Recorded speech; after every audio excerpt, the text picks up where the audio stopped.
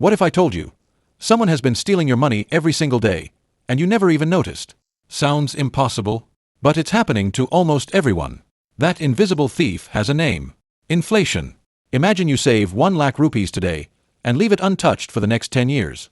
When you check your bank account, it's still 1 lakh rupees. You smile and think, my money is safe. But here's the truth.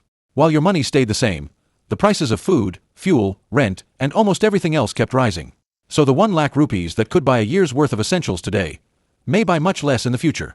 Your money didn't lose numbers. It lost its buying power. That's why simply saving money isn't enough. The wealthy understand one simple rule: your money should grow faster than inflation. That's why they invest, not because investing guarantees higher returns, but because it gives their money the opportunity to grow instead of quietly losing purchasing power over time. Remember this: saving protects your money. Investing gives it a chance to outpace inflation.